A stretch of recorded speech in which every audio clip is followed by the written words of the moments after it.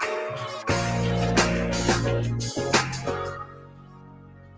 can be more. There's nothing that I can't achieve if I just believe. You can be more.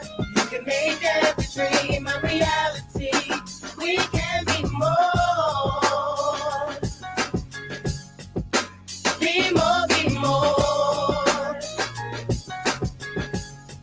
Yeah. I can be more. I wake up every day and try to be more. I pray I be more. It's easy to achieve anything you believe. Like hold your head high. Girl, you got a reason to breathe. I see a rare mind. Boy, you got a reason to dream. Let's take flight. Give the children a reason to see redemption. We grow up in the jacks where it's evil and wicked. Where the people with success don't want to send you a visit. But we still finna make this life worth living. Now throw your hands to the sky if you feel it. Hey, throw your hands to the sky if you the realest. You got a vision, let's put them pistols away and make sure the OGs keep the community safe. In the world where the ladies crying, the babies dying, I think we can create that space to make a way for the ladies to ride and make baby giants. Be more, believe, let's play. I'm so in love with life. There's nothing that I can't achieve if I just believe. You can be more. You can make every dream a reality. We can be more. Be more, be more. Good evening, everybody, and welcome to this episode of the Chop Shop. I'm so excited about tonight's episode. This is our first episode on a Tuesday, and we're going to be keeping these Tuesdays and these Thursdays flying, bringing you the great information that you desire to know. As always, I'm right here with my beautiful co-host, my grandmother, Bay, and rocking out with me as always, my right hand and my left hand. He is my main man, Shaka Pitts, on the ones and twos, controlling all the magic from behind the scenes. What's up, Shaq? What's good, good brother? How you doing today? And I'm digging that hat that you got on. Make racists scared again. That's right. That boldness that they got with Trump, man. We got to put that fear back in them and let them know that they can't come out here, man. It's not okay. It's not okay. We powered by God, man, and the fear of God got to be put in them, man. I'm so excited about tonight's show. We got a power pack lineup for you as always tonight. I thank God for the great relationships that bring these shows together to get the voices that need to be heard on the screen. But I also want to shout out my man, KS Corey Little. I'm thankful that he lent his talents to that theme song that we have. If you haven't already, go to my page, find the original video, Bmore, a love song to our city, and share it. We want to make that go viral. So before we get into the show tonight, I want to lift up a little bit of news. We want to send our thoughts and our prayers to the family of Rayshard Brooks. Rayshard Brooks was killed. You would think this close to everything to do with Ahmaud Arbery and George Floyd, that people would be thinking twice about, police would be thinking twice about how they discharge their weapons. But we have an officer involved shooting that took the life of Mr. Rayshard Brooks down in Atlanta in a Wendy's parking lot. Man, normally, Shock, I don't watch the videos, man, because I don't like to re-traumatize myself, but I checked out this video, man, and I'm not a police expert, but I could think of a million other ways that thing could have went, and this young man still alive.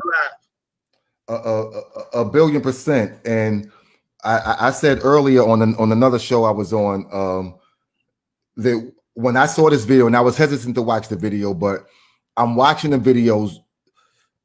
But some things we need not forget, right? Some things you don't want to forget, right? Some things you don't want to know. Some things you have to know, and some things you need not forget. So, I wanted to see what would happen for myself. And when I saw it, it took me back to a time when I personally was in a situation similar to that, where it's like, okay, well, why you want to take me, like, what's going on? And as a black man, you may be, a lot of things are going on, but I can relate, like I ran, they had my ID and I ran because it wasn't about being caught. It was about safety and fearing for my life. So that just resonated with me a lot, man, because, that man was running away, brother. He was running away. I had a Caucasian young lady, Shock, that actually came on to a Facebook thread that I was actually commenting on with one of the young men that I used to teach when I worked at Job Corps.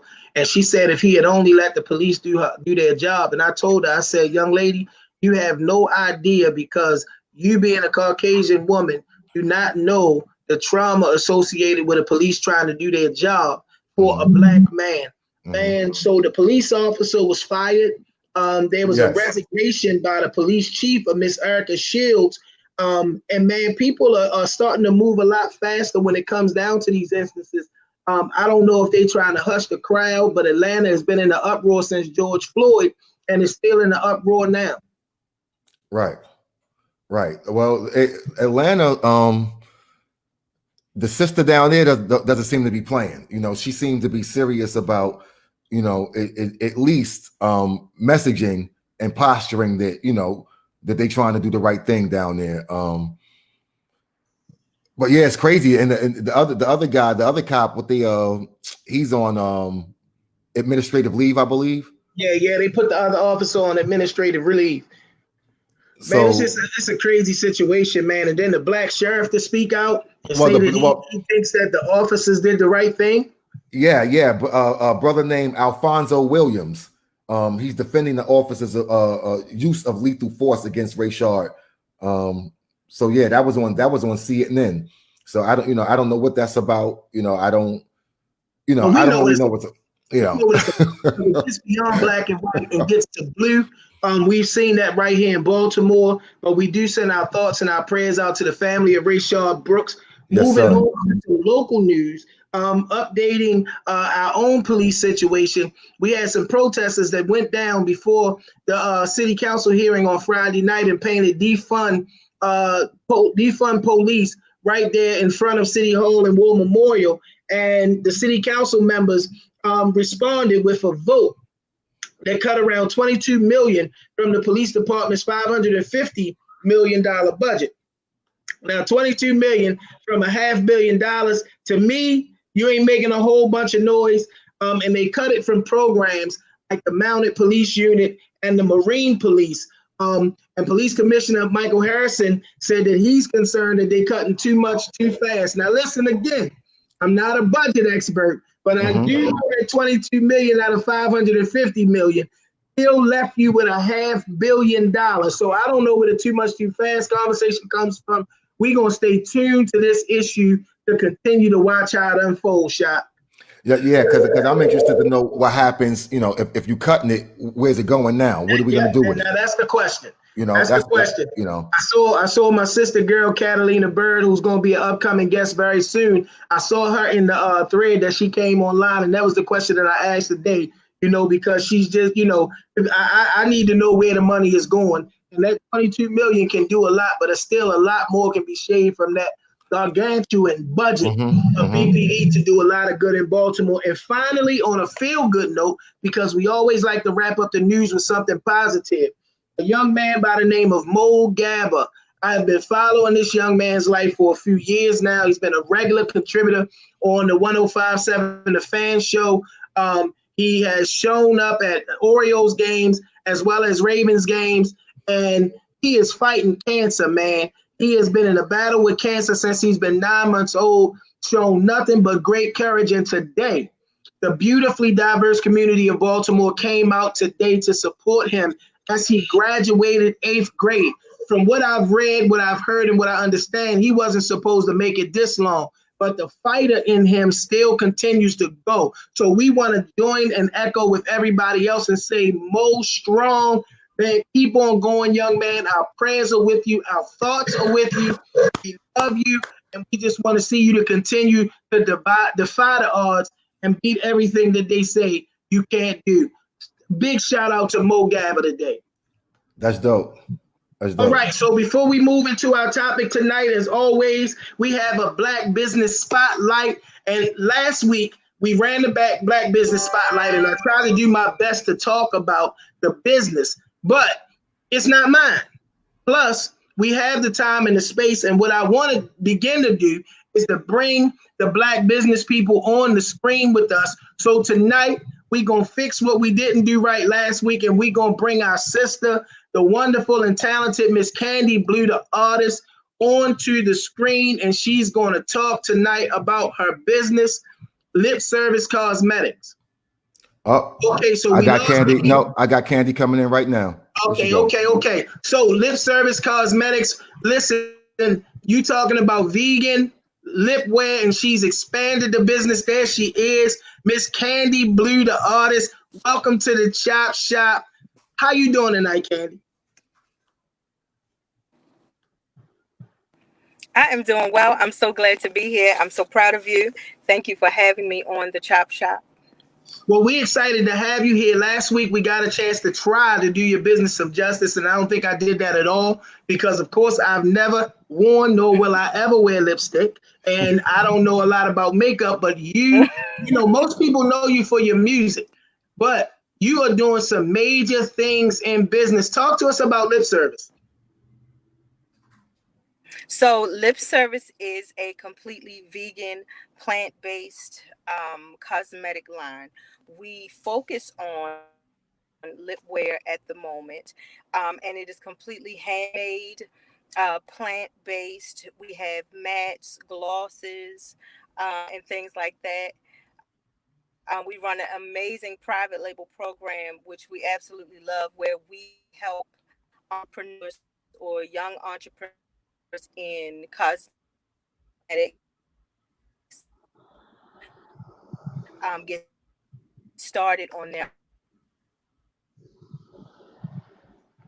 We're having a little technical difficulty, but that's what I wanted to talk to you. I wanted to hear you talk about the mini mogul program, Candy, for all of the people on here that desire to be an entrepreneur, so and they may have a desire to go in the direction of lip wear and cosmetics.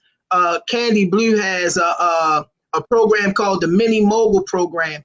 And if we can get a signal together, I would love for you to talk about that a little bit. All right, Candy Blue is frozen. So this is what we'll do. The Mini Mogul Program will get her website up again. And we want everybody to go to her website. We will, again, in the very near future, have her on the show. Go on there and patronize everybody. We seem to respond with a push to support Black businesses, but I want us to make it our lifestyle, our way of being, that we support our own. And again, wonderful vegan lip wear, stuff that's not only good looking but good for you. Here's the Mini Mogul Program, where you can literally launch your own brand, your own label of cosmetics. So please go to check out her website. It's www.etsy.com/shop lip service codes. All right, you see it on the screen. We want to thank Candy Blue for joining us tonight. We're going to get her back on here soon. And now it's time to jump into our topic. And tonight, thinking about what this tonight's show was going to be about, I wanted to lift up one of my ancestors, a great man whose name may not ring out big when you talk the history of Baltimore, but he was a pioneer in this work of activism, a great man by the name of Bobby Cheeks. Bobby Cheeks was like a mentor and godfather to me. I remember being a kid, he established a program called the Welfare Rights Organization. And I've always been proud of my heritage, that I didn't come from the greatest of means. And my grandmother and my mother hooked up with Mr. Cheeks as we helped through some situations in our lives. This man was amazing. He, would have homeless families and find city-owned property, pull the boards off the windows and the doors and move the family in and dare anybody to move them out. He would come out of his own pocket and help people. He had 2 bids for election. He ran for city council and he also ran for state senate. And although he was unsuccessful in his bids for election, it did not deter him for continuing to serve the people of Baltimore up until God called him home. So I just want to salute and my ancestor and our ancestor, great man in Baltimore and from Baltimore, the great Bobby Cheeks. May God be pleased with him, and we continue to pray for my little sister Zawadi and his entire family. So this is what's going to move us into our show tonight. We know we had our primary last Tuesday before last, and we had some great people who were known for their work in the community and known for other things that they did to uplift the community, that threw their hat into this election. And although unsuccessful in their bids for election, they still continue to be frontliners and still communicate their passion to see work work done here in Baltimore. I'm sorry, y'all. My engineer was throwing me some information that I needed up. Right now, I would love to see your comments. Come on through. Whenever you comment on the original thread, we able to get it up on the screen. We able to talk about it. We able to answer your questions. So throw your comments up there. Throw some hearts up there. Throw some likes up there. Let's make Facebook's algorithm go crazy, because the more you do that, the more people that the show actually reaches. Again, you on live with the Chop Shop today. We're doing our show from the streets to the seats. This is going to be a series of where we're looking at the elected official, the activists, and all of the things that it takes to move Baltimore forward. So please throw some likes and some hearts, get some comments up there, get your questions up there, and we're going to address them. So tonight, I got a panel of people, as I said before, who ran for office here in Baltimore. And although unsuccessful in their bid to secure their party's nomination for their seats, they are pioneers and continue to do the work. We got Mr. TJ Smith with us tonight, known as the spokesperson for BPD for many years. Well, really not for many years, but for quite a time, a significant amount of time. One of the more popular voices. TJ had to bring us a lot of news that was not good news, but because of his love for the people and the gift that God has in him, he was able to communicate that news in a way that, for me personally and for others that I spoke to, actually did something for the re-traumatizing that we had to deal with in those situations. TJ, thank you for coming on with us today, man. Thank you, my brother. Appreciate you having me. And I had to have you because, I've always been a proponent to let people know your mayoral run was something, was one thing, but you showed up at my church for my mentor program. You walked the streets with the men of Baltimore City in our efforts and our bid to curb violence. You made yourself available literally whenever I reach out to you. And, that's the kind of stuff that I respect. So I had to have you on with me. And I got to let you know, I'm a little shook up because I got TJ Smith on here with me. My brother knows a lot more about media than I'm ever going to know. But I thank you again for coming on tonight. TJ, tell us a little bit about your heart for Baltimore.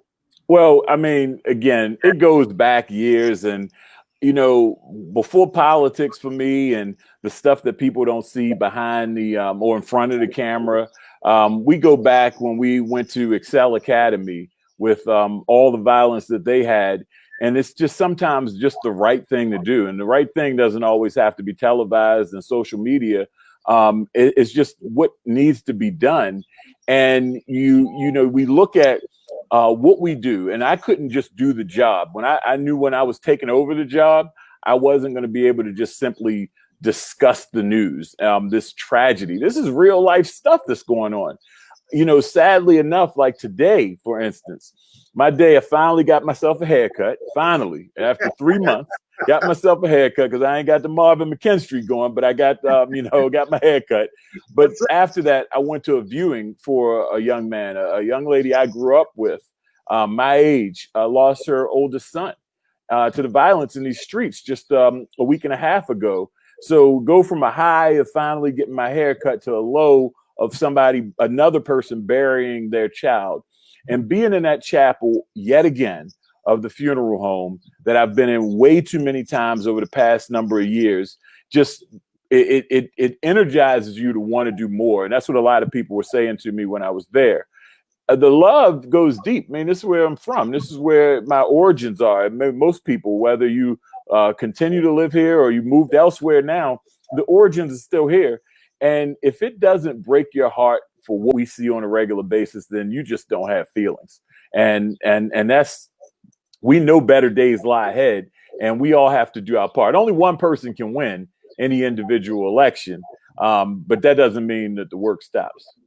I love that, man. I remember being with you right down in our beloved Pennsylvania Avenue, Druid Heights community when your brother was murdered, man. I remember meeting your dad and some other members of your family. Yeah. Not even there as a social activist, because Man, we do go back quite a while. I remember Excel Academy is a high school that lost 5 young people in 1 year. 5 of their seniors was murdered. One was my actual nephew. And we had went down to just do some work to edify the young people. And TJ showed up unsolicited, man, and just made himself available. But being down there, I'm still friends with Markel Scott's mom, and I met her. His dad. Ironically, we're friends on social media, and I had never put it together. And I met his father during the campaign. And ironically, the day that I met his father at a barbershop, I had just finished filming a commercial which featured Markel Scott's mom. And I told these mothers when I met them through my role, because I did a radio show trying to keep their cases in the public, I said, I'm not going to forget you kids. And when that moment presented itself that I was running and we had to do one of these hard-hitting messaging ads, you know, it was the toughest day of my campaign. You know, I joke, and no offense to all my elected official friends, I call them the suits. Some of these suits don't understand what some of us have been through and go through. And I'm like, the campaigning wasn't the hardest part. The hardest part was sitting in a room hearing the stories of people who lost their loved ones over and over again. That's the hard part. I'm grateful for it though, man, because I know it becomes a thing that fuels your engine for the great things that, you know, God calls us to do. Because another thing that I know about you is that this isn't just an acting vocation. You're very spiritually in tune, brother, and somebody that takes this work very seriously because of the calling that's on your life. I know that's a little intimate. You care to talk a little bit about that? No, man, look, I talked about my faith throughout this campaign. I was led down this path. You know, taking the opportunity to join the Baltimore Police Department and then seeing what some people try to associate you with after you're no longer a member of the Baltimore Police Department are all risk, but it's about walking the walk. And if you want to sit on the sidelines and talk about things, then you're not really part of the solution. And I know that, you know, God don't give us nothing we can't handle. And, you know, some days I do ask, why did my shoulders have to be so broad? And I know you probably ask the same thing, you know, because you do get deterred at times from a lot of what we have to deal with out there.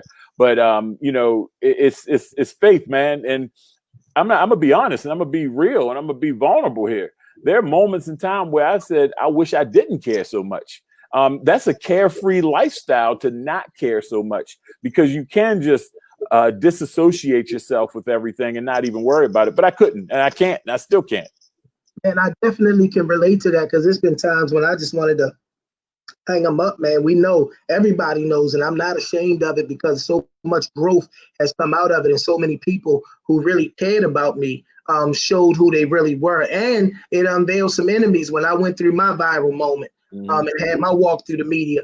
Something that I never experienced in my life, but I thank God for the spiritual journey and the calling, because that's the thing that fueled me to stay in the fight. It made me want to continue to continue to show up. Right now, we got TJ Smith website up. You on live with the Chop Shop. We are doing our first Tuesday episode. We got a powerhouse lineup, and TJ Smith is on with us right now. He ran for mayor here in Baltimore, and he's already talked about the campaign.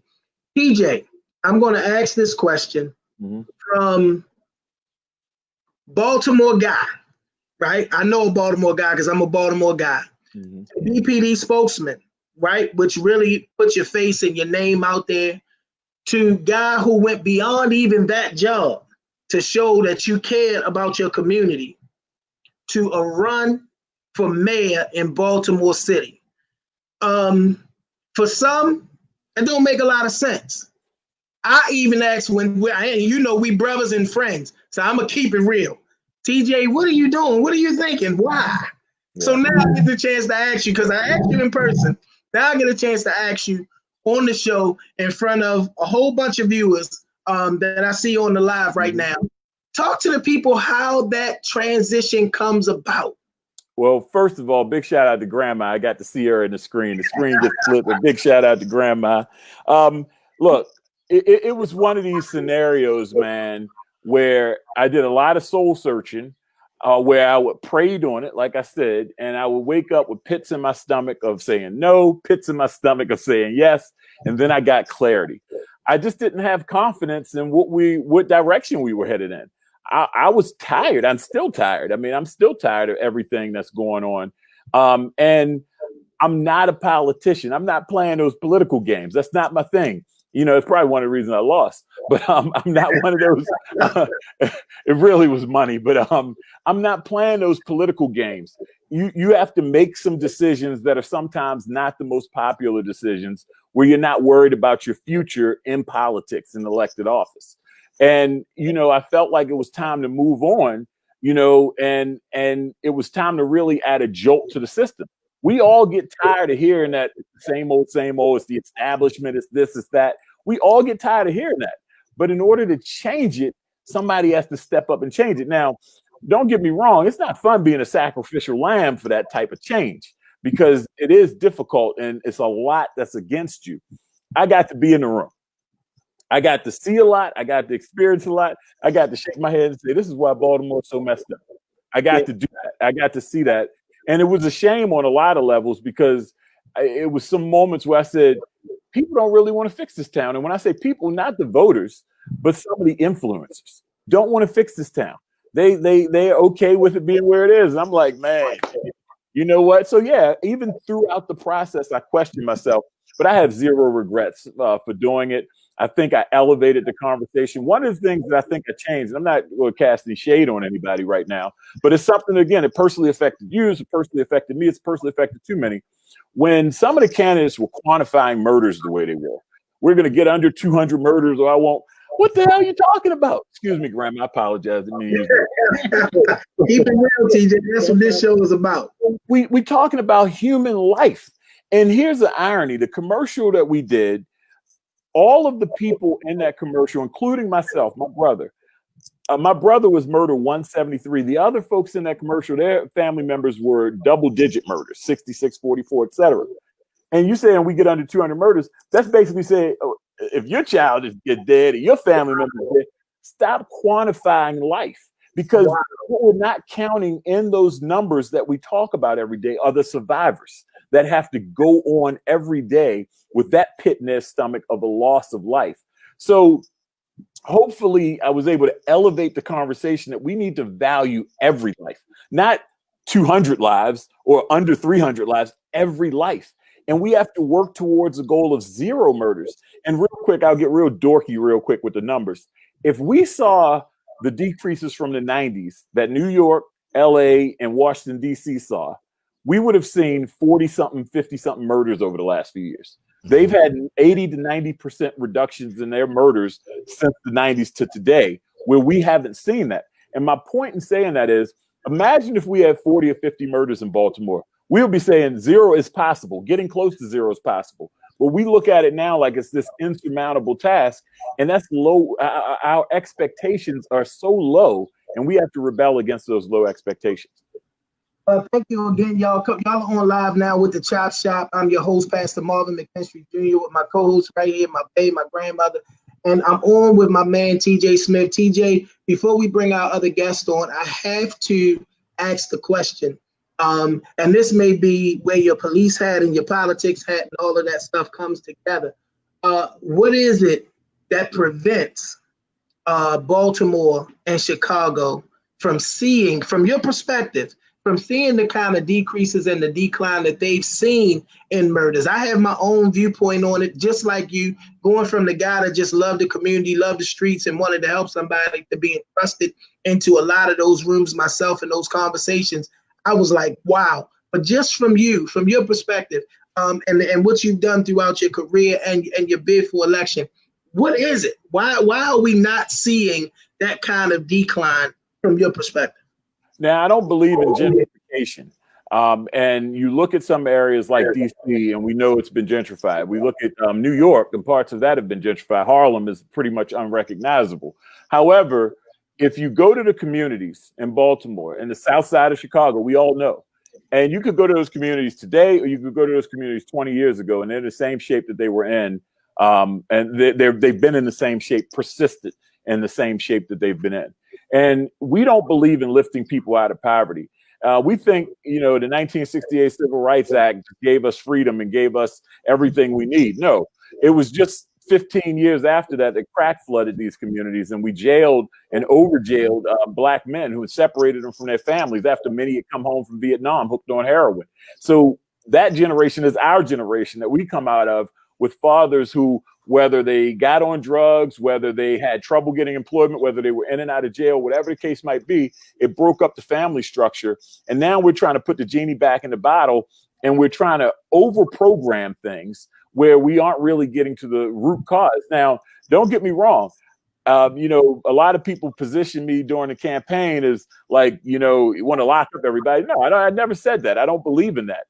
I do believe that we have to deal with the people right now who want to be violent, and that's what they want to do, and take kids from their parents. But at the same time, we have to invest in the long-term strategies. And I know we probably won't have time to talk about the whole defund the police movement that's going on. But again, that's that linear mindset of we're fixated on just the police. Why don't we open it up and talk about education and talk about the communities, talk about everything at one time? Stop the linear movement of focusing on the one thing that's the flavor of the month and the hashtag. But that's what politicians do.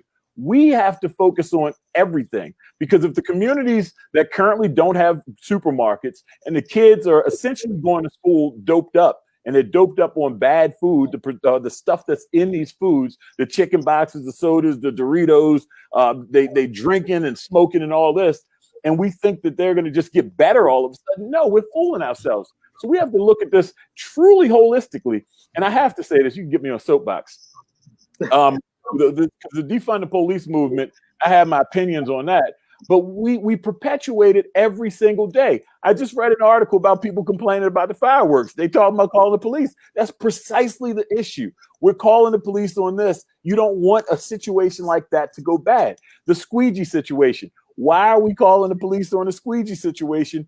Or why are the police out there handing out pamphlets to the young people on the corners? Why isn't it the right services that are already under government purview? You know why? Because it wasn't a sexy topic a few weeks ago. Now it's a sexy topic and everybody wants to jump all over it.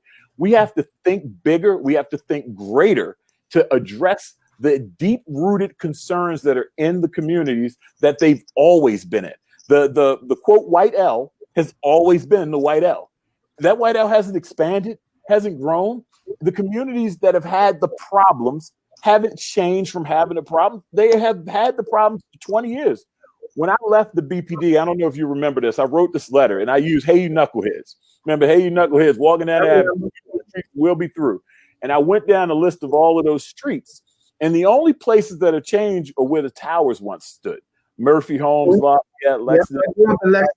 Yep. Those are the only one. Everywhere else still has a lot of the same social issues that existed in 1996 when that song was first written. That, in my opinion, is why places like Baltimore and Chicago, you take somebody who has been gone from DC, New York, or LA since 1996 and drop them back in their hood, it's going to be totally different. You take somebody from Baltimore who's been gone since 96, they're going to say, "What's up with all these vacant homes?" That's what they're going to say. Wow. I'm on live on the Chop Shop with TJ Smith. I'm your host, Pastor Marvin McKinstry, and I got some more powerful guests that we get ready to bring in. Tonight's show, from the streets to the seats. I'm talking to some people who I have great respect for. So although they made a bid for office and it was unsuccessful, they're still as passionate about serving in our community. And I want to begin to bring my other guests on the screen. We have Madam Tory Rose, who was a 7th District Council candidate with us tonight. We also have from the 14th District Council, ran for council in the 14th District. We have Mr. Joe Kane with us tonight. And we have avid advocate, activist. You see her anywhere and everywhere. I call her my little sister, Miss Angie Smith Winder, council candidate from the 4th District. Correct me if I'm wrong, if she didn't run for the 4th District. But I got these wonderful people on here tonight, and I'm going to go down the line because I want I want to be able to hear from you guys tonight because to me it's powerful and impactful. I've had the opportunity long before it was about a campaign trail to be in some of the same spaces as you all, doing the great things that you love to do. So I understood your passion. Now, I didn't understand why y'all jumped off that bridge into the election. People ask me all the time, you gonna run? I ain't running. I'm running from it. I ain't gonna run for nothing. But Tori, talk to us tonight. Who is Miss Tori Rose? Hey there. First and foremost, can you hear me? Am I clear? Yes. Okay, awesome, awesome. So I do apologize, and everyone that's on this show tonight knows what it is to also be a community leader, a volunteer, a servant. So I was out delivering meals and I ran into our time. So forgive me, I'm in the car. And so I'm Tori Rose, born and raised here in West Baltimore. I'm the proud parent of a little entrepreneur, 11-year-old little boy who's out working and proving us proud. I also am, yes, like you said, a recent candidate for the 7th District and City Council. And I love what TJ said. TJ's brother was 173. It was number 173 that was murdered in that year. My cousin was number 8 that was murdered in January of 2018. And so to his point, we don't get to quantify life. One life lost to murder, one life lost to fentanyl, to drug use, to substance abuse, to domestic violence, to rape, to kidnapping. One life is too much. And so I'm just honored to be here with these amazing guests. I'm honored to be on your show. I know that we've been hitting and missing, but we have been out serving together. I'm an educator, I'm a mom, I'm an activist. But most of all, I'm someone that you can count on, consistent, true, and true. So thank you for having me. Well, we want to thank you for being on the Chop Shop tonight. And my other sister, I call her my little sister. This is one of the most passionate young women. And you know, she that one that you never surprised where you run into her, especially if the work is being done somewhere, you are going to see this passionate, committed, and connected young woman of God, I call her, my little sister Angie Smith. And I don't say little to demean her. I don't say that in any way, in shape, or form, but we protect her. We make sure you ain't nobody gonna mess with her. But we say, little sis, Angie, how you doing tonight? I'm doing wonderful, brother. Thank you for the opportunity. I'm just honored to be here. It feels good to even be amongst many community leaders that are doing great work in our city. So tell us a little bit about you. I know how you got here. I know about the school and all the other stuff you connected to. But talk to the people. My audience is very diverse. It is exactly what the show says tonight, from the streets all the way to the seats people are watching. Get the people, introduce yourself to the people who are not in the 4th District or who are not so connected to the community work. Okay, so I like to say community advocate. I have been involved in the community since the loss of my husband. Very much respect for everyone that's on here that have lost a loved one.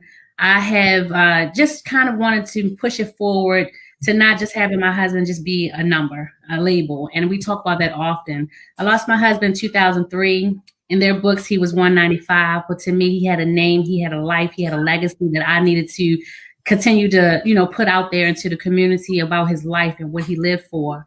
We lived in the Park Heights community, and I make sure that I even, reach out to that community as well as where we decided to raise our family.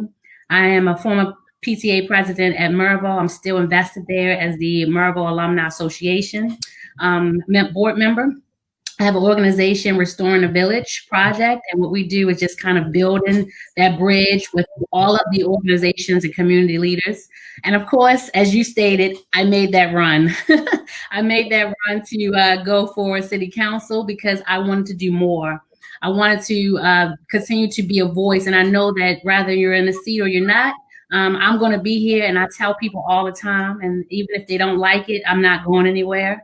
But I do know that it took for me to learn the ins and outs of everything. So I appreciate even the run. I appreciate the campaigning. I appreciate learning. A lot of things open my eyes about why we're here, what we need to do. And so, again, I appreciate that run.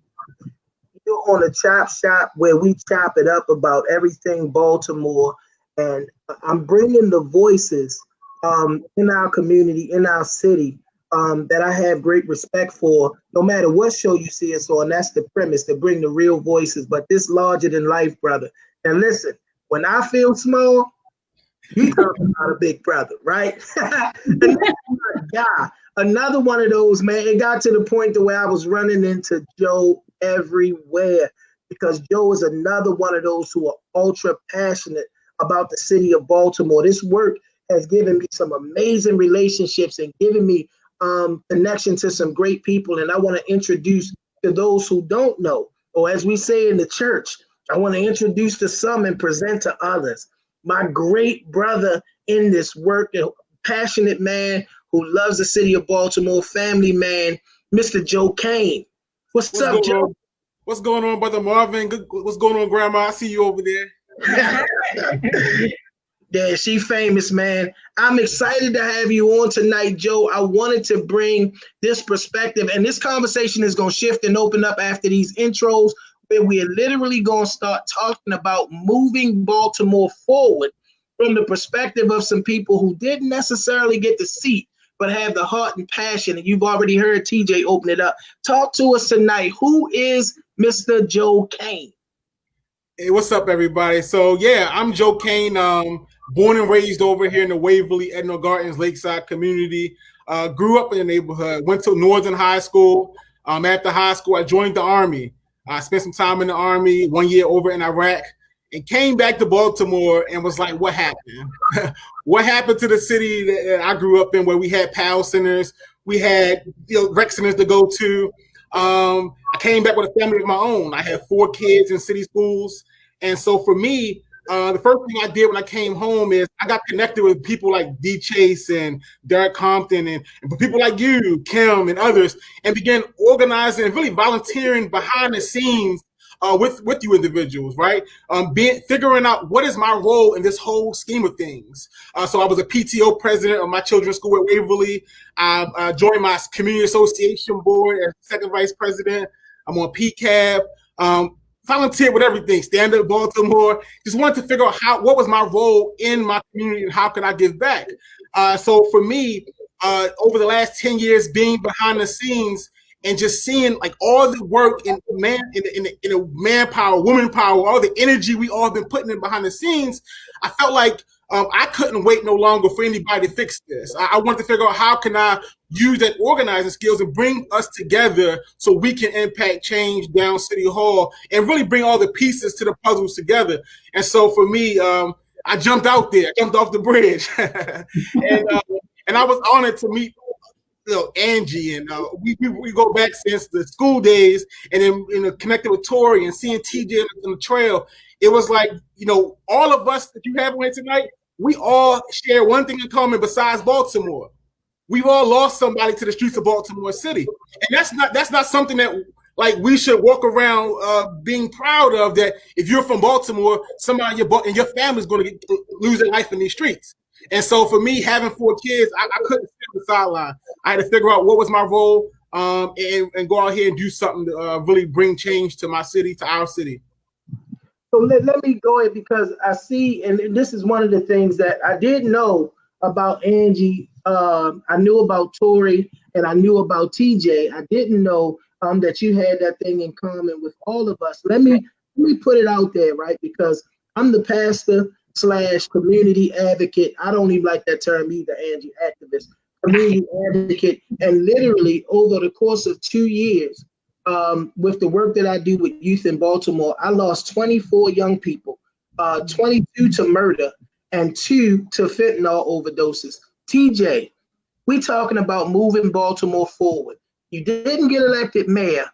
What are we going to do about these issues? This is the conversation I want to have with y'all tonight. Y'all are the ones that didn't have the political pedigree, and we know that you guys aren't career politicians, but you love this city. What are as we talk about moving forward, we got to start with the murder rate. We got to start with the fentanyl addiction. What are we doing? How are we moving forward, TJ?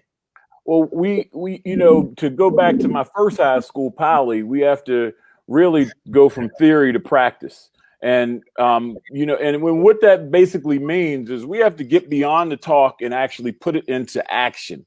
My man Jarrell is on here, and one of his good friends was my cousin Taji, was killed back in 2003, and experiencing this and feeling it up close and personal too many times to discuss is something that we shouldn't all have in common, but we have to move it from conversation year after year to action, and it's really getting to a happy median. We can't be on all of these different extremes and just have this game of tug of war every year, and no one ever wins the game. We have to get to a place. And opportunity is one of those things. And one of the things, I hate to sound like a campaign stump speech again, but it's really shrinking the pool of potential offenders and shrinking the pool of people who might have that desire to go out on the streets and do the wrong thing. And that's through education. So our educational system has to be built up, but also the people who are returning home, we know that they're likely to reoffend if they don't have options. So it's truly investing in the people that are returning home. And that's how you start shrinking that group of people who are at most risk of being victims or being suspects. Story. In North, Gary and Cumberland, Sandtown, everywhere that I love to be. My office is in that community. I've always lived in the 9th/7th that whole district makeup before it was cut up and chopped up into the pieces that it's in now. We had a space where the addiction problem and the murder rate are just crazy. What are we doing, Corey, Marvin, the people who are not in the seats, right? And I love how TJ chose the answer, because those are the answers that we need to have to hold our elected officials accountable. That if we don't see a turn in education, murder ain't going to get fixed. Tori, talk to us. I love 7th District. What we doing? So first and foremost, let's just talk about a little about why these specific people, myself, TJ, Angie, Joe, and I can name maybe 2 or 3 others, why the most passionate, most committed, and most proven leaders in the community were not elected. See, there's so many issues that are going to go greater than an hour, and so I hope we can come back and have absolutely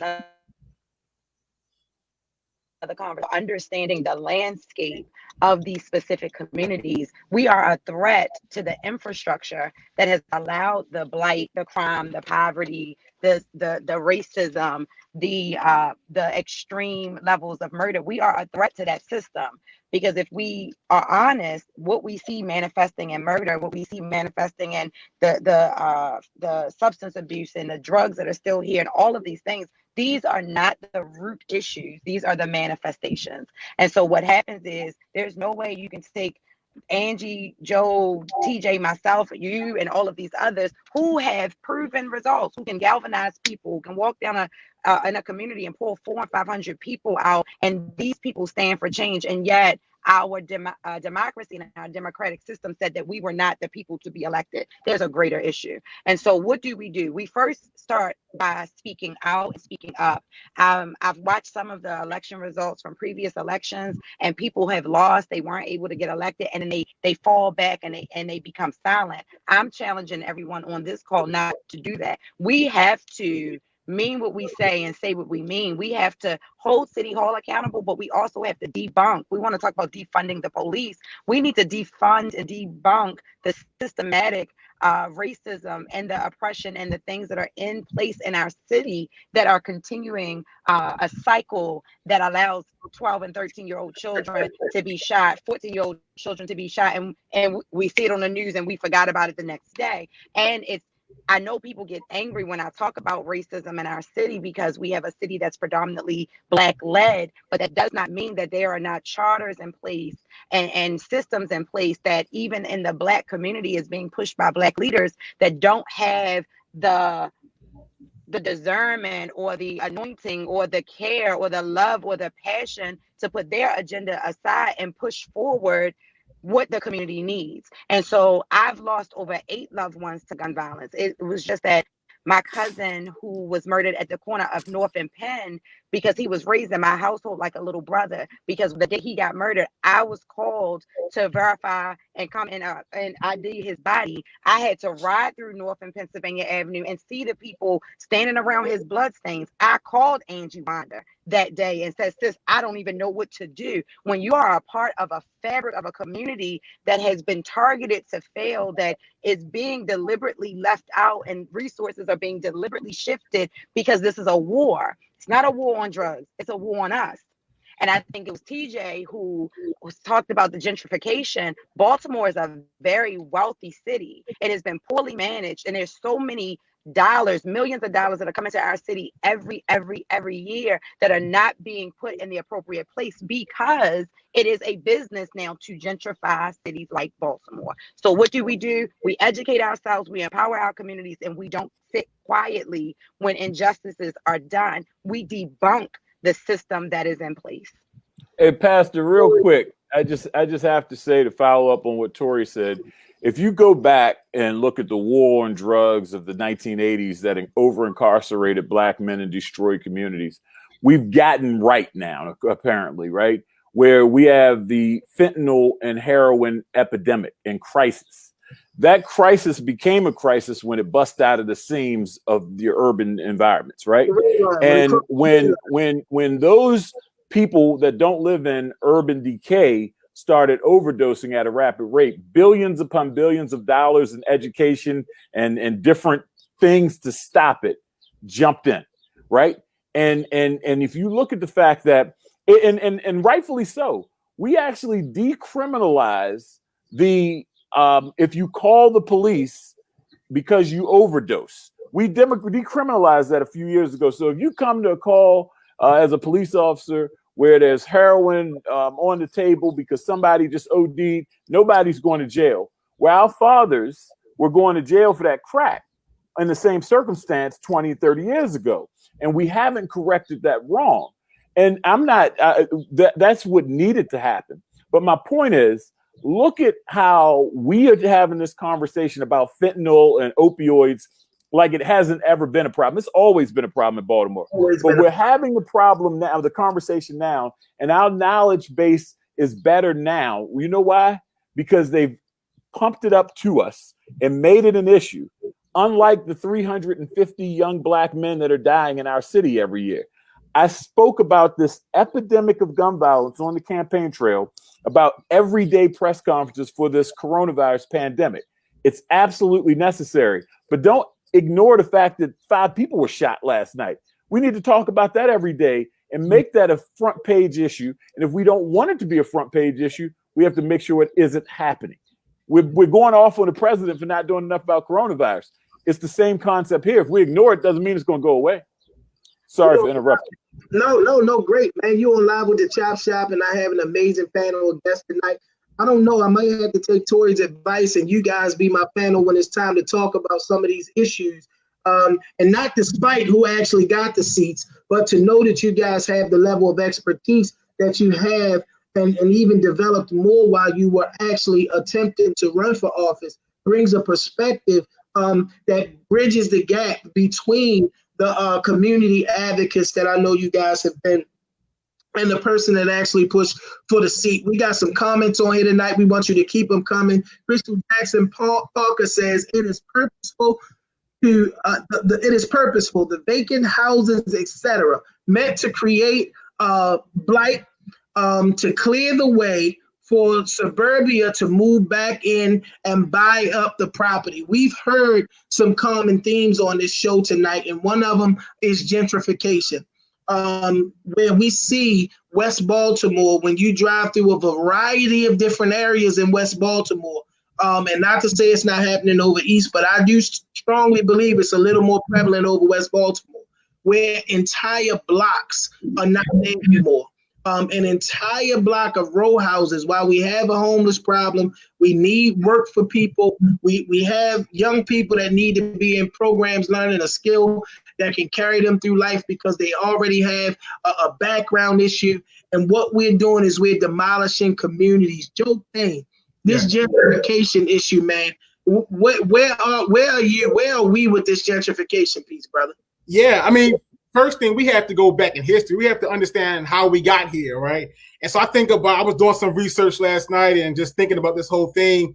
We in 1910, right? Or let's forget 1910, the Blockbuster and redlining. Do we know who Morris Goldsecker was, right? And the role he played for Blockbuster in Baltimore City, and now how his family has a nonprofit here, giving millions of dollars back to the community after he done robbed Black people of the opportunity to own homes here in Baltimore City, right? So we have people like, we have the nonprofit industrial complex here in Baltimore City really controlling the narrative about who gets money and what's important and how we move in this city. What we have to do is control the narrative, which is why this is what you're doing is important. We, being Baltimore City resident, born and bred, we have to be able to control our narrative to move our city forward. And so for me, like this election and gentrification, all that stuff that we're talking about, you know, I heard you say we don't have the political pedigree to win. I would just push back on you, brother Marvin, a little bit, that the political process doesn't stop on election day after the last ballot is cast, right? This time that we're in right now is so important. Because I heard everything Odette Ramos said, who won my district. Tory heard everything James Torrance said. Angie heard everything Mark Conway said. TJ heard everything Brandon said. Now we have to move to the part of oversight and accountability. How do we make sure that we're not being obstructionists, but we're making sure that they're going to do exactly what they said they were going to do and not come back to us in 4 years and say, hey, I need 4 more years because I couldn't get it done for whatever reason. And we quite frankly know that those reasons are that the powers that be that have these candidates in their pocket are the ones controlling the narrative.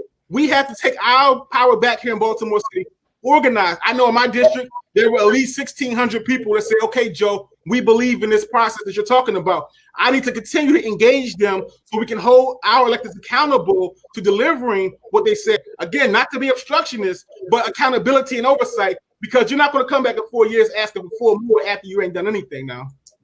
So let me correct Mr. Payne. I did not say you didn't have the pedigree to win. I said you guys didn't have a political pedigree. You're not career politicians, so it makes me respect your fact. I definitely understand. And listen, I'm gonna throw this question out there because I think we kind of moving in that direction, and I need every one of y'all to touch it. I'm gonna start with Angie because it's her turn, and it's this. I saw our Democratic mayoral candidate, primary winner. I saw the primary winner for the comptroller seat, and I saw the primary winner for the president of city council all say something that seemed that they were favoring the idea of defunding the police for what they called a lack of return on investment. Now, let's keep it, let's get go all the way for the gusto. Because if we 2 years in, and we didn't have 350 murders a year under the new administration, are we marching to City Hall demanding the resignation because we're not getting a return on the voting investment of the people of the city of Baltimore? I need you to talk to me about that. Not getting the return on investment of the voters in the city of Baltimore. And what is that going to look like as community organizers and people who thousands of people said, we believe in you. We believe in your platform. What are those voices then saying 2 years in when we still got 350 or more murders? Angie? So I hope I can have a little time to kind of go on the last one, but I think it intertwines. So it definitely has to be that accountability, that transparency. We all know what we have not been getting. We're not getting that. You know, we're not getting everything that we've deserved. I think it is definitely pushing for gentrification. These are things are done on purpose as well. We talk about the systemic racism. These are things that are in place, to actually hold these things in place, to the way it is. As far as our board up homes, we have a big issue with corruption. And I mean, I will hope that they have everything that they've said that they're going to do, but we definitely have a big issue with corruption in our city and our government and our, they're everywhere. And let's just be real. It's from your city halls and your courts. It's in your board of elections. It is everywhere. It's in your big money. It's in your lobbyists. It's a big factor. And TJ mentioned about influencers. Until we actually been in that situation, I mean, you can only imagine. Well, not, but our questionnaires were mind-boggling to me. It's as if, and that's the thing that gets me. If anybody had these endorsements, they've agreed on some things already, and some things have to be put in place. And there were questionnaires out there. There were questions asking if we nominate you, we'll give you this money. You have to agree with certain things, though. You give you this money, and that was their influence. So I'm really big on, you can say all that you want, but we need to know what was your answers for a lot of these questionnaires and who already gave you money and what do you owe them? Because there's a price tag on the city, there's a price tag on a lot of these, not say politicians, but these candidates that receive their nominees. But again, there's corruption. There's a big factor. If they do defund, the police department, that's the talk. I just want to make sure that we're at the table. And I think all of us on here are grassroots. And we would have had the community there. In this sense, it feels sometimes we will be at disconnection. So I don't believe that we've received anything that we've deserved. I will be supportive to our candidates that are on there, general election, should they, get that nomination there. But we have to talk about all of these corruptions and the things that are already pushing. They're pushing these politicians. Here's a prime example before I say this. Former Mayor Pugh, she pushed and pushed for minimum wage. Push, rally, we got you. Give me your vote. That was the first thing she vetoed. Yeah. So I want to just say, we gotta, like you just said, walk the walk, talk the talk. I'll believe it when I see it, kind of deal. And I don't want to be there, but that's what we are. We've kind of been burnt so many times, and so we have to get and be realistic that there are big influences, not just it's so deep, and it has to be a part two, but there are big influences behind it. And some of these are your organizations that want to put something in our communities. And if we say yay, that's why some of us didn't get endorsements, because we didn't. I'm trying to watch my mouth. Go with the, ordinary. So yes, you have to speak out. And like for me, this is my last thing I want to say. What I'm doing now, I'm still stirring the pot. I'm still shaking it up. They want me to shut up right now. I've caused a lot of talk in my district to this day, because I said we are going to address the systemic racism in the 4th district. It stirred up so bad that they getting ready to have a meeting. They blame me. They don't like me. But you know what? At the end of the day, I don't have to be elected to stir that pot, because this stuff has been going on for years. So we have to address these things. So accountability is big. You're live with the Chop Shop. I'm your host, Pastor Marvin McKinstry. We are bringing the relevant voices to the people of Baltimore. TJ, we're 2 years in to the new administration. I'm about to hurt some feelings. Let me frame the question, because I want to be real clear.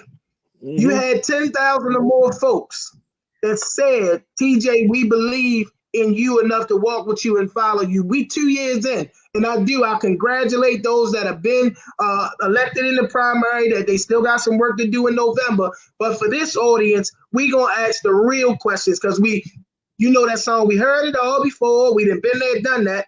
We want to hear for real. 2 years in, TJ, we don't have any real sustained change. As a community organizer who made a bid for the mayor's seat, what are you then doing and saying as a voice respected in Baltimore, and to those 10,000 or so people who were willing to walk with you? Where we at? Yeah. Well, we have to continue to advocate for the things that we were advocating for, to be in those positions. But when we talk about the defunding and real bottom line is, we need to readjust government, period. There are 14 council seats in the city of Baltimore, plus a council president. That's among the highest in the nation. The population has been dwindling in the city of Baltimore over the past 20, 30 years. We sure ain't lose none of those seats. If we want to get some more revenue in the city, we need to eliminate some of these seats of this bureaucracy that exists, of all these people in their safe seats. That's part of what needs to be done as well. Of course, we need to restructure the police department and restructure government as a whole. But when we look at the whole defund movement, I think the English language is a problem with this. When we're using the term defund, we have people say it doesn't literally mean a defund. Well, don't say it then. Use the word it means. It means reallocate resources, because there are people that are hijacking the message. And we saw some of those try to come into Baltimore and stir up some problems during the protests that want to abolish the police department. If you're on that thing, that's your thing. That's what you can go ahead and protest that and try to work towards that. But we have to reallocate funding to the right places that can actually do something about the systemic problems. The 13-year-old kid that's standing on a corner doesn't need police intervention. They need school intervention. They need social service intervention. Their dad might need some assistance in how to be a dad. Let's start routing people to the right place and stop over criminalizing everything. And it's the low-hanging fruit. It's easy for politicians to simply pick up the phone and put the police on every problem. That's why we're in the situation we're in.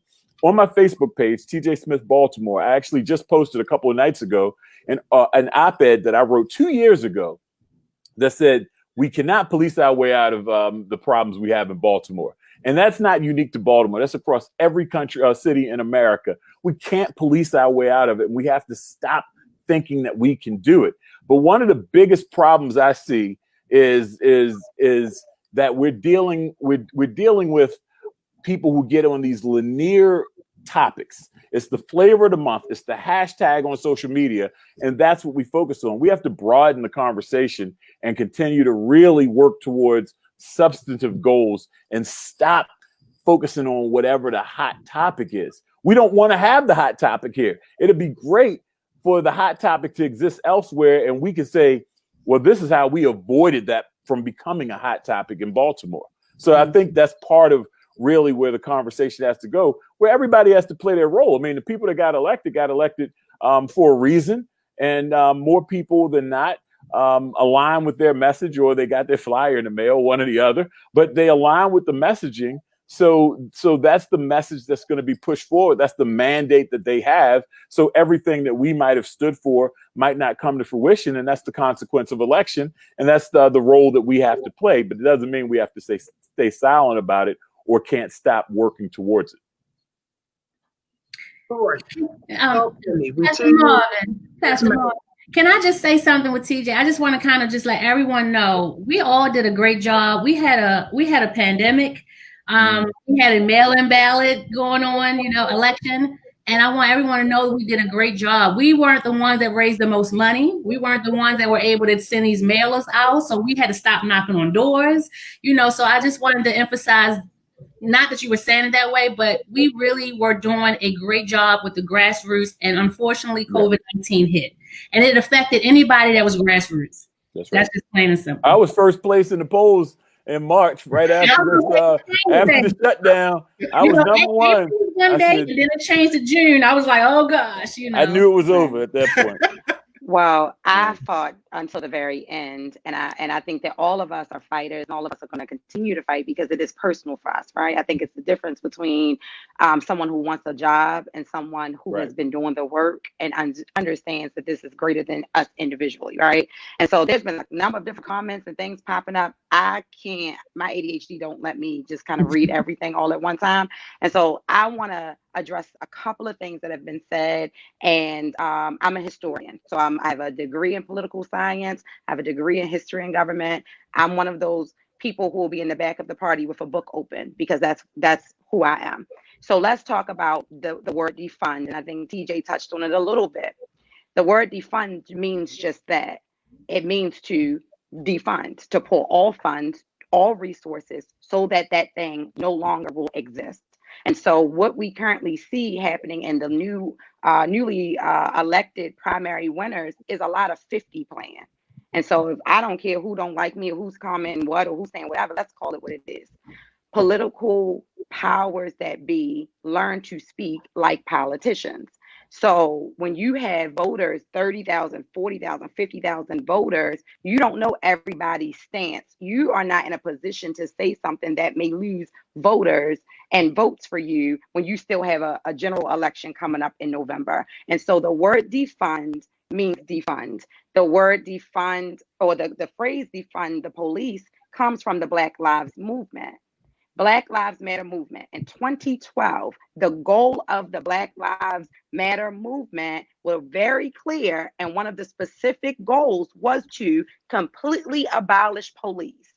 And so I struggle when I hear a lot of him and Han and look, listen, I'm West Side certified. You're not gonna get that from me.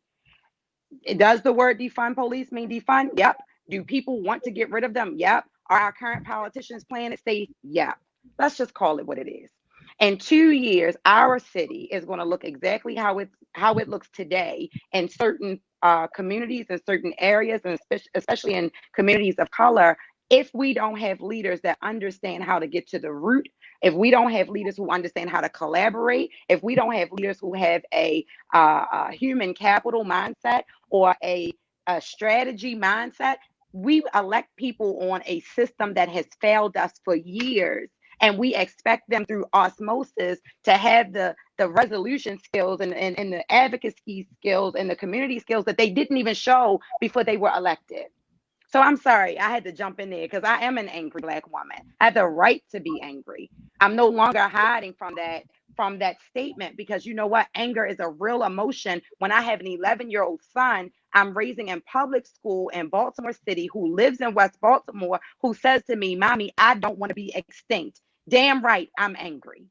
And so will I walk to City Hall and call whomever out? Yes, because guess what? That's what we've been doing this whole time. Let's also talk about how we're not civically educated. We don't understand the difference in democracy when it comes from a standpoint of a Democrat or a Republican. Yet we will have people who consistently say it's the Democrats' fault that we look like we look. Well, guess what? Our country, let's not make this a Baltimore thing. Let's not make this a Maryland thing. Our country has two primary groups. Those are the Republicans and the Democrats. Doesn't mean that other party affiliations don't exist, but that is our country structure. We didn't create that here in Baltimore. It's no different than Christianity. We have so many different levels of Christianity, right, Pastor? You can be Seventh-day Adventist, you can be non-denominational, you can be fire baptized holiness, you can speak in tongues or have no tongue, but you can still fall under the characteristic of a Christian, right? It's the same in democracy and being a Democrat. We have social, liberal Democrats. We have staunch Democrats. We have Democrats who are on the right and the left and who are so close to other areas. We have progressive Democrats. And so I get sick and tired of the argument that it's the Democrats' fault when most Black people are Democrats because their mamas were Democrats and their grandmamas were Democrats. We don't even understand what our party stands for. And until we are at a place of getting civically educated, of asking the questions, of opening a book, of pushing back on the system, of not caring who doesn't like your message, but having a message that is true for you and your family and your family's identity, and sticking with that, we're going to continue to have the same mess that I forgot. Grandma was sitting there. Grandma, I'm saved, but God is working on me. Okay, we're gonna still have the same mess. So yes, I'm a Democrat, not because my grandmama was a Democrat. I'm a Democrat because when I look at what the ideals are, when I look at what the positions are for welfare reform and for education and for policing, I am a progressive Democrat because that is the part in the party where I most fit. That doesn't mean that I don't have staunch Democrats who voted for me just because I was a Democrat. So for those people who say, well, let's talk about the fact that it's been the Democrats this whole time. Do me a favor, offer another party. Offer a party that has the social, emotional needs, the funding, the community policing, the educational awareness, the funding for teachers and schools, the community restoration. Offer me something else. Let's go ahead and build it. Because the only reason that these are the two primary parties here is because we keep drinking the Kool-Aid time after time after time after time after time. And it's frustrating because I do not think that we are shaking things up the way we think we are. We are still too afraid to hurt people's feelings. We are still afraid to not say the wrong thing for the fear that if we decide to run again, somebody won't vote for me. Well, guess what? I would rather go out with no votes and a voice than have all of the votes and be silenced. That is not what I'm here for. My grandparents did not die for me to sit back and play this puppeteering game with Baltimore City politics. I'm not going to do it. My people deserve better than that. And so if James Torrance, I'm sorry, I'm gonna say this last part. If James Torrance in 2 years is not doing the things that he said he was going to do, yeah, I'm gonna be the first one saying, yo, this is what you said you're gonna do. But the difference between me and maybe someone else is also I have the data to prove it. We have to also fight with the numbers. The numbers are not gonna lie. So let me say this. You on with the chop shop. And I have this amazing panel of people here today. And let me explain something to you about the chop shop if you don't understand. And this is to some of my commenters. The chop shop brings the voices to the people. The chop shop is not a space where I'm going to present a narrative and try to frame. These are the people who thousands of people in this city, over 10,000 people in this city, 15,000 people in this city said that they wanted to, they supported what this group of people who are on here stand for. So we welcome your comments and all that sort of thing, but we're not going to sit here and do the negativity with our guests. These are the voices that are here for the people, right? So again, and that's the last time I'm ever addressed that. So moving on, right? I'm coming to you next, Joe. We 2 years in. Yep. Right? Yep. So 2 years in. First thing, let me say, politicians do what we make them do. Right, we have to go back and organize. Our whole campaign was about organizing our community back into the political process. So that didn't matter whether we won or lost. We have to continue to do the work, because in 2 years, if ODEC is not successful, that means we have failed our community. We as being leaders in our community, we have not done the work to hold them accountable to do that work. That's my perspective. But also, I think that in 2 years, we have to make sure we create those infrastructures that hold them accountable and work with them, right? Make sure we're supporting those efforts, those ideas that we put out there, that we are pushing our agenda forward, continue to push our agenda forward. But I also say to defund the defund movement. 2 years ago, there was a young guy on my block named Rashard Queen who was killed by gun violence. In the middle of the night, he got shot and murdered here on my block. And out of his death, what I did was went back to my community association and said, what can we as community members do to impact violence in our community? So I went out and got a grant from OSI Baltimore, from Tara Huffman. She was doing this project on, the simple question is, what would communities look like if we had the ability to really take control of the narrative of public safety in our community? So for 2 years now, I've been working on this idea of removing the sole responsibility of public safety from police officers and putting it back into the community's hand. Because what we've done here in Baltimore, we've thrown every problem in the pot, every problem we have here, we've said, hey, police, we need you to solve those issues, whether it's education, TJ touched on it earlier, whether it's squeegee boys, whatever it is, we want police to handle it. That's a failing approach. What we have to do is take a public health approach and make sure that we're funding programs like the health department. We're putting money in Safe Streets. We're funding a ceasefire. We're really taking a comprehensive public health approach to addressing the problems in our communities. And so for me, the defund movement was something that we've been doing for 2 years now, where we need to see money get shifted from police, because we can't pretend that $500 million a year into policing is working in the city. What we do know is that not adequately funding education in the city is a failing strategy. What we do know is that not adequately funding the health department is a failing strategy. Not investing in people is a failing strategy. And so for me, in 2 years, if we don't see a budget that reflects the people of this city, then we fail. We fail. And we also have, I heard Dr. Lawrence Brown say this the other day, and it just blew my mind. We have to get out of the mindset that we're investing in education. We're investing in our communities. You invest because that's a capitalist word, right? You're investing because you want a return on investment. We have to allocate public funds to education, allocate public funds to the health department. When you allocate funds, what you're doing is you're investing in these agencies and investing in people. You're allocating funds that shows your commitment to seeing that long-term change in this town. And so for me, in 2 years, it's going to be a continuation of what we're already doing, holding people accountable, but also continuing to organize. Because if our neighbors don't understand that politics doesn't stop at the ballot box, then we fail. We've allowed the same system to continue in Baltimore City. And so for me, in 2 years, I want to see, my last comment here, I kind of got stuck, but listen, the NAACP, no Black-led organization in Baltimore City, I'll say it slower, no Black-led organization in Baltimore City sent out a questionnaire to candidates, right? So if you have every organization, if you have Bmore, if you have Jewish United for Justice, if you have all the unions, if you have every organization in this town sending out questionnaires, making demands of politicians, except for Black people in this town, what do we expect to get? And so we have to flip that dynamic to make sure that our community members, the majority in this town, understand how politics work, what Tori was talking about. And we have to make sure that we're making demands and holding them accountable to those demands as we move forward. Because I'm going to tell you something, the bike lanes are going to move forward. You know why? Because they sent questionnaires in. They made sure that the people that they put forward are going to go ahead and adhere to what they said. They supported them, right? But what demand did the NAACP put forward? And I remember what demand did the Urban League put forward? And so we can't sit back and say, "Oh, we know that the system is broken." But what are Black people in this city doing to fix that system or challenge that system systemically?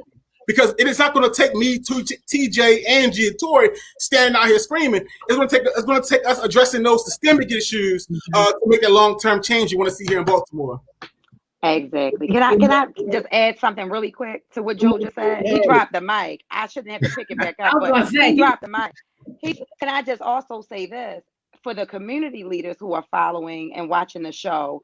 What I did not see enough of was if there was a candidate who filled out a questionnaire and the questionnaire was contrary to the advancement of your community and your community association. I did not see that community association stepping up and saying, whoa, I need clarity from this candidate as to why they answered this way or that way. I can think of one community in my 37 communities that said, wait a minute now, all of your responses are public. This does not align with the advancement of our community. And so we want to know what's next. I'm stuck on education, and not just the education of children because I'm a teacher, but the education of Black and brown people, because we have removed ourselves from the table. And honestly, you walk up and down the street, most people don't care. They don't care who's elected. They don't believe in the process. They don't believe in the system, and they've disengaged. To Joe's point, not only should the Black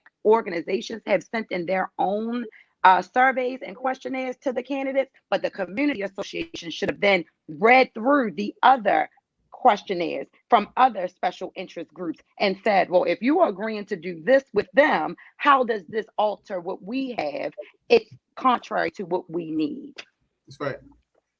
This has been a rich dialogue. What I'm going to do is try to put you guys on the spot tonight while I have you here, because this is really turned into a lot more than even I imagined, because there's so many things that we know will evolve over the course of the next couple of years. If you guys would be willing to be regular contributors to the topics that surround, how they revisit the draft after a few years and see what the people are doing. If you guys would mind being regular, because this show ain't about trying to shock you with a new face every time. It's about this good quality foundational information that we getting on here tonight. So if you guys will commit to come back, we may have this group once a month where we can come on and because you don't get this level of commentary with the kind of authenticity that you're getting. And Tori, you on fire tonight. Joe, you've been on fire tonight. Angie, TJ, I'm talking stuff that, you guys are days away from an election where everything from the election had its issues to really a lot of the people didn't seem to support those of you who have been doing the work on the ground. And yet and still, I don't hear vitriol towards the process. I had some people say to me, man, they gonna get on there and all they gonna want to talk about is how the election was messed up and other. even when Angie rose the reality of COVID-19 and the mail-in ballots, it was to encourage you guys in the efforts that you put forth. So, if you guys are willing, I would love to bring this group on more often. And we've had a steady 50 or so people just on my live. And every time I've seen it like that, once the show goes off, we had about 1,000 views on the video. If you guys would be willing to come on to kind of talk through how Baltimore is moving forward, I would love to have you all back. Before we go off tonight, I want two things to happen. I want you to give us your closing remarks to whatever it is you want to say. It can be about whatever you want to talk about. It could be about the election process. It could be an ode to those that supported you. It can be a warning to those that didn't support you. You have it. It's yours. And we're going to bring this thing, we're going to bring this crew back because we got some stuff that we still need to unpack. And we're going to still need to talk about moving Baltimore forward. So starting with you, Joe, I want you to give us closing remarks and give us how people can find you, follow you, all of that sort of thing, all in one. And get ready to wrap this thing up. Cool. First of all, thank you for having us tonight, Brother Marvin and Grandma. Like I said, you holding it down. You said anything. What I would say is that to Keith Davis Jr. trial, I need people to go look into that. I like Marilyn, I like Nick, I like the Mosbys, but I need people to understand the Keith Davis Jr. trial and just the over prosecution of an individual. We have a constitution that protects people from just being prosecuted 4 or 5 times. I don't have the resources to fight 4 or 5 court cases. And so we have to make sure that our system, the integrity of that system is intact.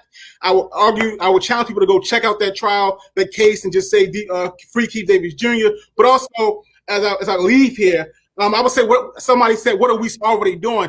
I'm the vice president of my community association. We have a meeting that's happening right now talking about the project, the development over here at Stadium Place. Get involved. I'm involved in my community association. I'm still on PCAB. I'm doing what I've always been doing. Continue working in my community because my children who are over here, who I told to be quiet while I'm on here, they still live in the community. And so I'm not going anywhere. You can find me at on Facebook, Joseph Kane, or Joe Kane on the other page. But also, if you're in the community or you need help with anything, my number is 443-726-7599. Feel free to reach out. We're always working in the community, and I vouch for all 4 of y'all.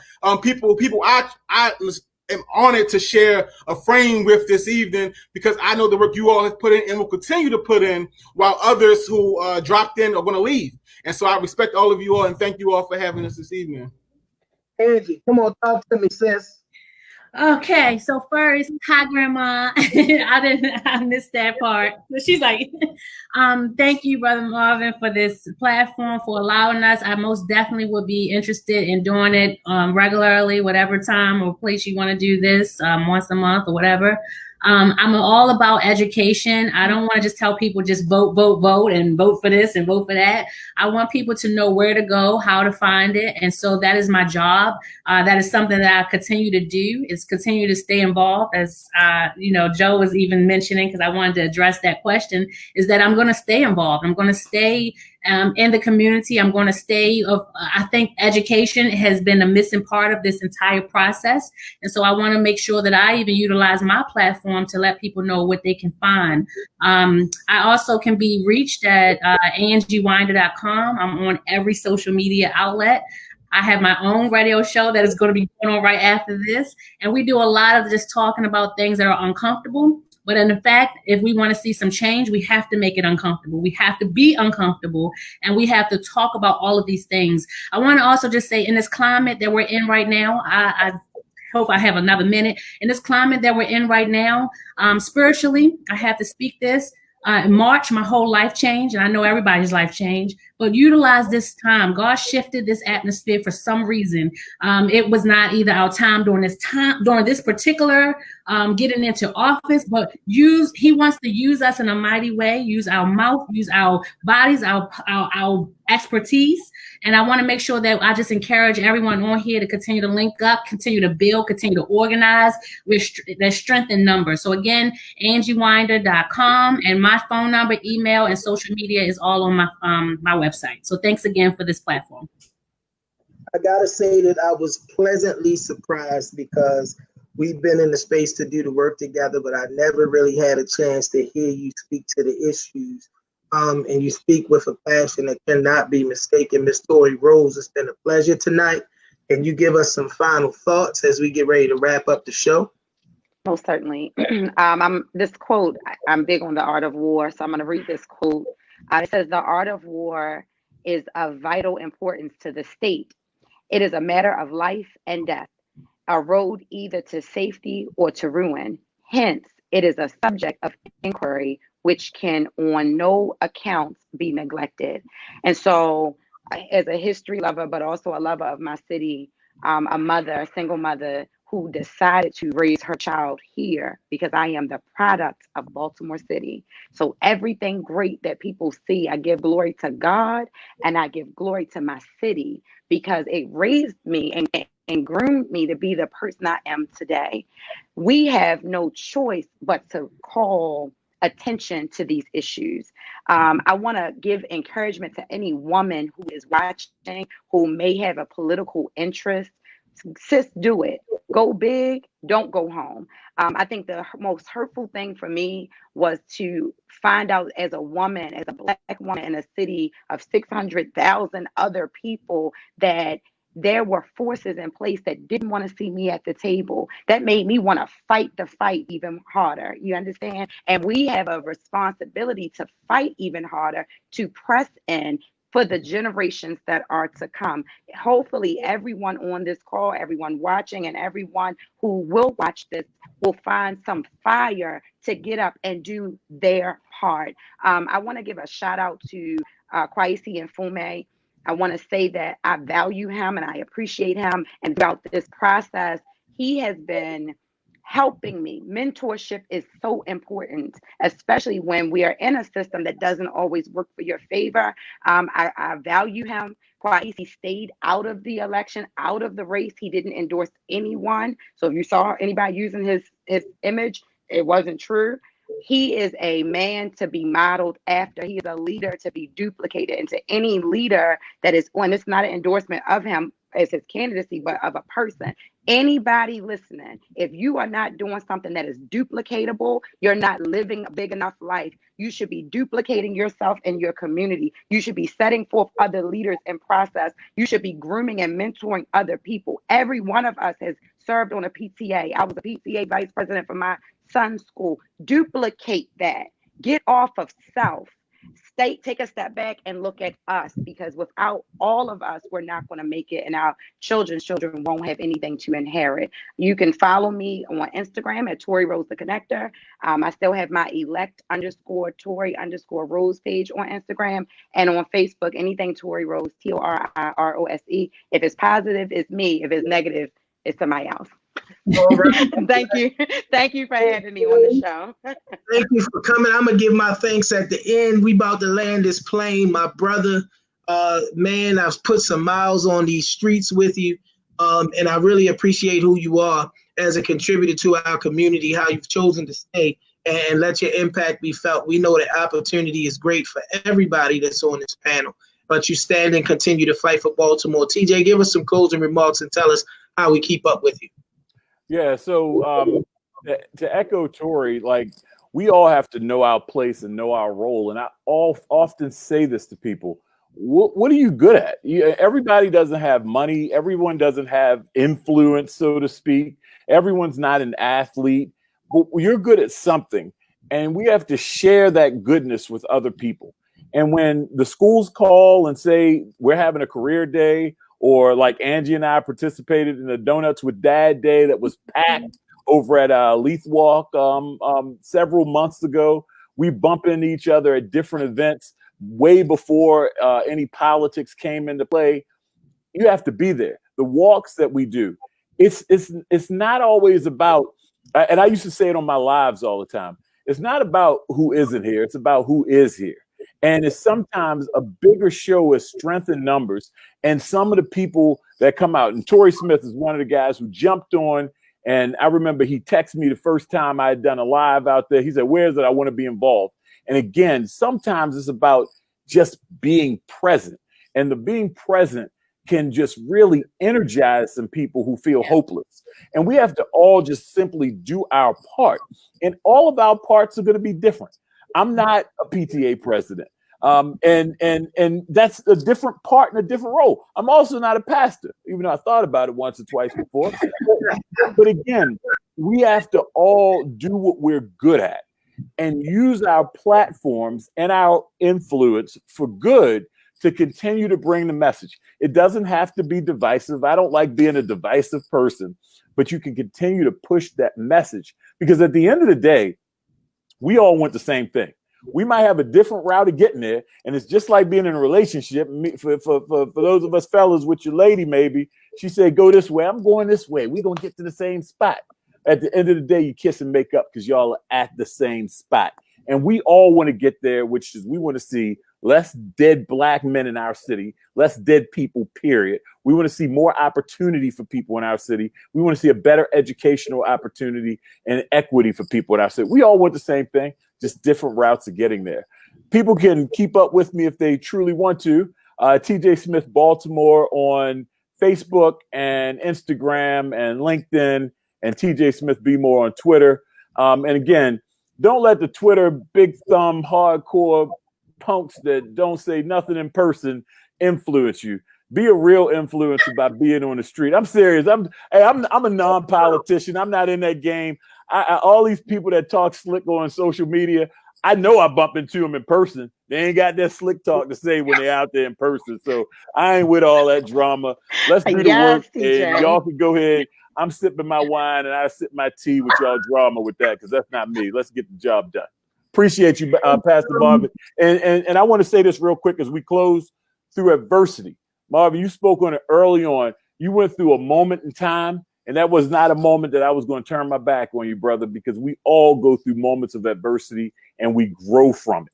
And if we turn our backs on people at moments of adversity, then what's that say about us? Who the hell are we? Sorry, Grandma. Damn, got me again. All right. Thank you, brother. Appreciate you. Don't even matter that I got past that front my name. All apologies go to I want to thank this amazing group of people. I'm excited that I do believe we will be reassembled again, and we're going to talk about some of the hot button issues of Baltimore City. But to each and every one of you, Joe Kane, Angie Winder, Dory Rose, and TJ Smith, man, I appreciate what you have brought to the Chop Shop tonight. I appreciate it because, again, I know that at any given time, I've looked over my shoulder while I've been out on the trail doing the good work of trying to bring healing, deliverance, peace to Baltimore. And I've seen any one of the four of you there on the same mission. And I love the way TJ articulated it, maybe taking a different route, but still being there. We have a show coming up Thursday that is going to be powerful and impacting. Shop, can we get the information up on the screen? Was that Cat? Thursday.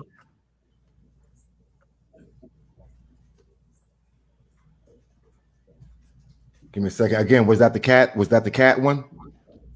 No. That's the faith community, the pastors, the Minister Carlos. I'm trying to surprise the people. You making me say it on the Hey, air. Put it in the comments. We working it out. Yeah. I sure did, didn't I? Talk to him, sis. Put it in the comments. Talk to him, sis. He put it in the comments. You didn't see it. Oh, I sure did until I just looked over to the right. Can I add one thing? I got you. we also like I forgot to mention my show, and I know my partner gonna have a fit. So Tuesdays 8 p.m. on the Connected Corner. You can find us live. We're on Facebook. We're on nickoftimemedia.com. Tonight though, we have Neka Namdi, who has Fight Blight Baltimore. She addresses a lot of the blight and the dilapidation that's happening across our city. Anybody want to tune in? We'll be on Facebook tonight, 8 o'clock, talking about the effects of racism on our mental health and vice versa, mental health and racism. So please join us 8 p.m. tonight. That's right, and there's no competition. We want to big up everybody that comes on the show. You got something going on. So as soon as you get done with this, it's COVID-19, ain't no party nowhere. Roll right over and check out Sister Tori Rose.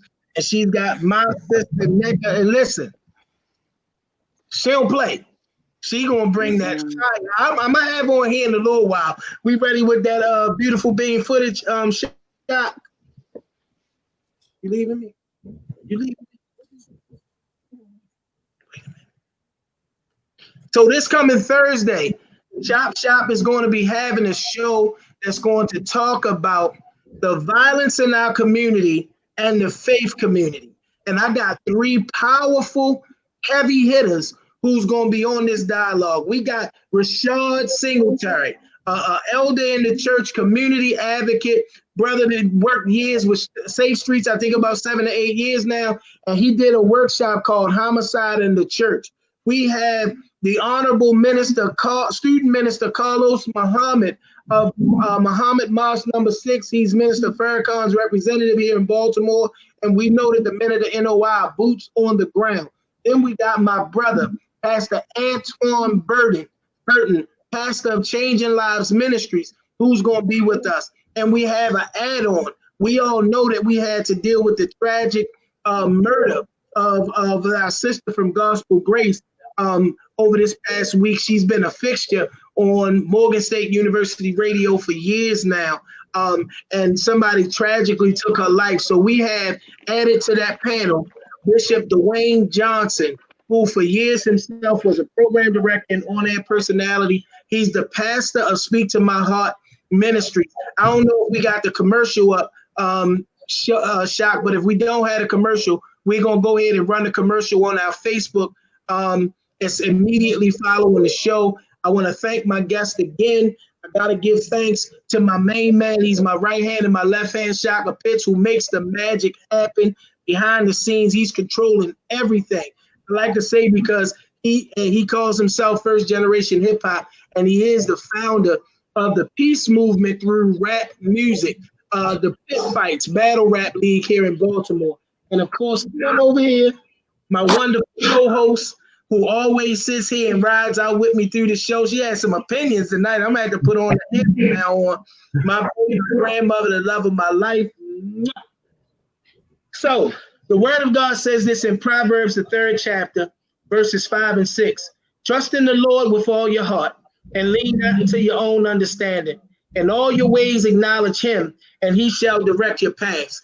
We have some places that we got to get to as a city, some places that we got to get to as a family, and some places that we got to get to as individuals. There's nobody that's going to get us there except the Almighty. We are not in a time where we're going to see one figurehead, one savior in the form of a Martin or a Malcolm come. Everybody has to do your part. The preceding verse to the verse that I read said, if you want to find favor with God and man, you've got to trust in the Lord with all your heart. I trust God as I serve with these people. You got to lean not to your own understanding. I don't think I have it so figured out that we can't work it out together. In all my ways, I acknowledge him and I trust him that as it pertains to me, TJ, Tori, Angie, and Joe, and he will direct our paths. Thank you for tuning in. We see you on Thursday on another episode of The Chop Shop. Good night. Good night. Thank you.